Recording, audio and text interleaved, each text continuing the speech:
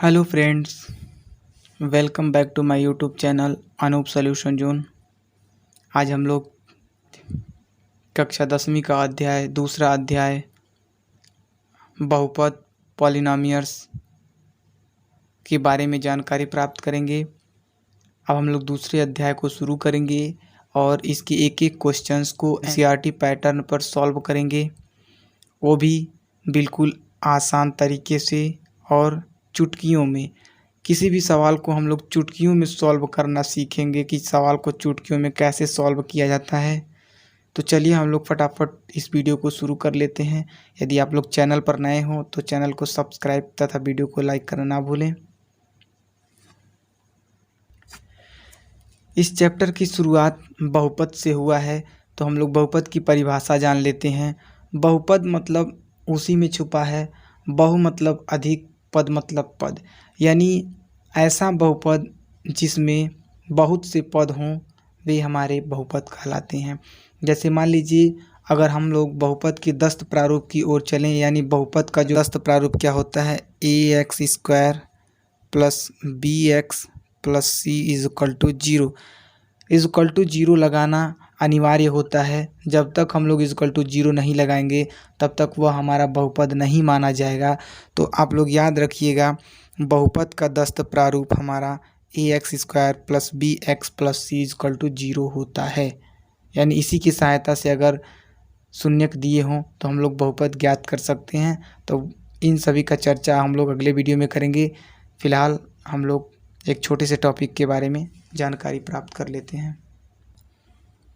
तो हम लोग प्रश्नावली 2A यानी हम लोग प्राइवेट पैटर्न, यानी जो डॉक्टर मनोहरे का बुक होता है उस बुक से पहले अध्याय का पहला क्वेश्चन हम लोग देखेंगे। इस क्वेश्चन में कुछ ग्राफ दिए हैं। इस ग्राफ को देख करके हम लोगों को इनकी शून्यकों की संख्या को ज्ञात करना है। यानी हम लोग देखेंगे ग्राफ को और जानेंगे कि इसमें कितने शून्यक हैं। तो क्वेश्चंस पहले पढ़ लेते हैं। किसी बहुपद f(x) के लिए y=f(x) के ग्राफ दिए गए हैं जो नीचे दिया है। प्रत्येक ग्राफ में f(x) के शून्यकों की संख्या ज्ञात कीजिए। यहाँ पर y=f(x) दिया है, यानी y=f(x) का मतलब यह है कि x अक्ष पर जो भी कटा होगा, जितनी बार कटा होगा वही हमारा इस ग्राफ का शून्यक होगा, यानी f(x) बहुपद का शून्यक होगा। इनके कहने का मतलब यही है। तो फटाफट से आप लोग इस फिगर में देखते चलिए और बताते चलिए कितने शून्यक होंगे। तो पहले फिगर में यह जो हमारी सीधी रेखा आ रही है यह x अक्ष पर केवल एक जगह एक बिंदु पर प्रतिच्छेद कर रही है। तो इसलिए इस ग्राफ का शून्यक क्या होगा, 1 होगा।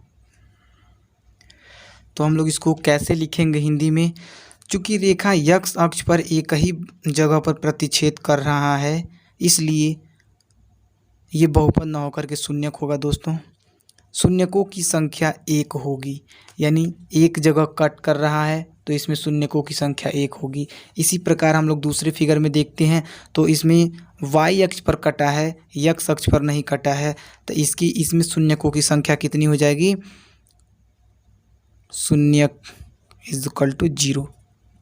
हमारा x अक्ष पर कटा ही नहीं है तो इसलिए इसमें शून्यकों की संख्या 0 हो गया। अब इसमें हम लोग देखेंगे तो x अक्ष पर एक जगह प्रतिच्छेद कर रहा है तो इसमें शून्यकों की संख्या कितनी हो जाएगी, 1। यह भी हो गया। चौथा फिगर क्या है, इसमें देखा जाए तो यह जो रेखा इस तरह से ऊपर जा रही है और x अक्ष पर एक जगह इधर काट लिया प्रथम चतुर्थांश में, फिर यह ऊपर गया। ऊपर जाने के बाद द्वितीय चतुर्थांश से होते होते यह x अक्ष पर यानी x डैश अक्ष वाली रेखा को फिर से काट दिया, यानी 1 और 2, इसमें शून्यकों की संख्या कितनी हो जाएगी, शून्यक हो जाएंगे आपके 2, क्योंकि 2 जगह प्रतिच्छेद कर रहा है।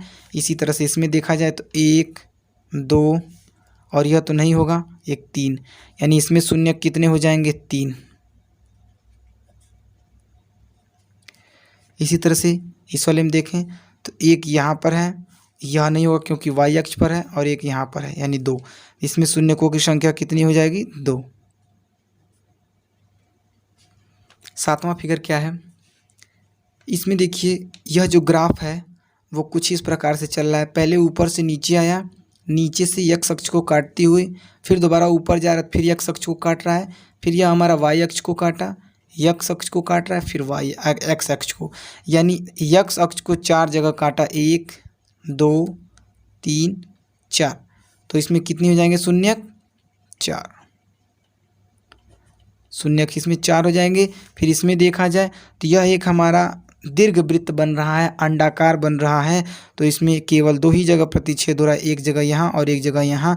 तो इसमें शून्यक हमारा हो जाएगा 2।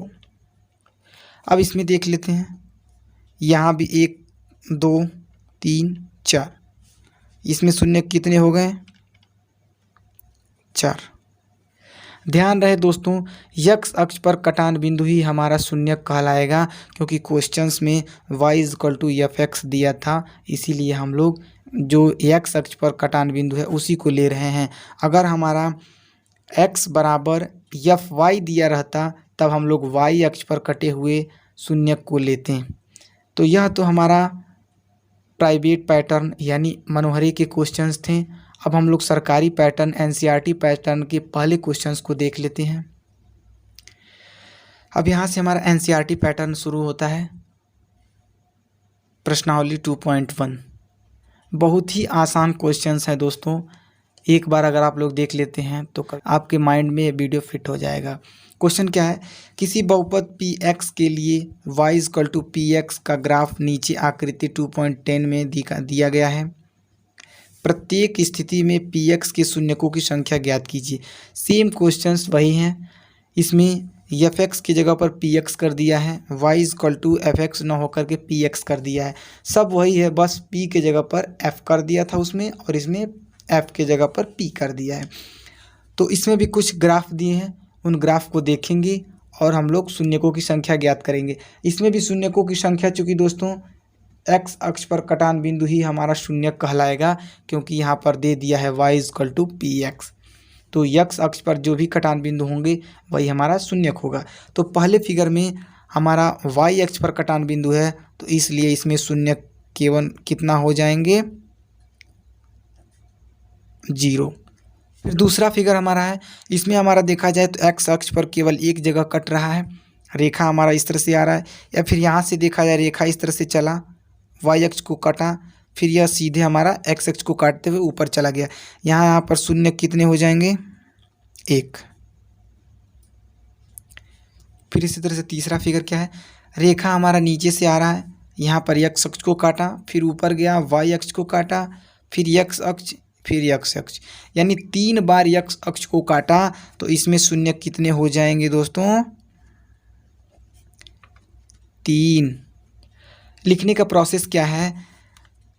रेखा x अक्ष को 3 बार काट रहा है, इसलिए शून्यकों की संख्या 3 होगी। आप लोग इस तरह से लिख सकते हैं। हम बार बार नहीं रिवाइज कर रहे हैं, डायरेक्ट शून्यकों की संख्या दिखा दे रहे हैं। एग्ज़ाम में अगर आए तो आप लोग विधिवत लिखिए, जिस तरह से पहले क्वेश्चन में बताया गया था उसी तरह से आप लोगों को लिखना है। फिर चौथा फिगर हमारा क्या है? इसमें देखें तो रेखाएं इस तरह से आ रही हैं और इस तरह से चली जा रही हैं, यानी x अक्ष पर ही 2 बार हमको प्रतिच्छेदित करती हुई दिखाई दे रही हैं, इसलिए शून्यकों की संख्या कितनी हो जाएंगी? 2। हो गया। लास्ट फिगर 5वां और 6वां है, इसके बाद प्रश्नावली 2.1 समाप्त हो जाएगा। यानी 5वां क्या है?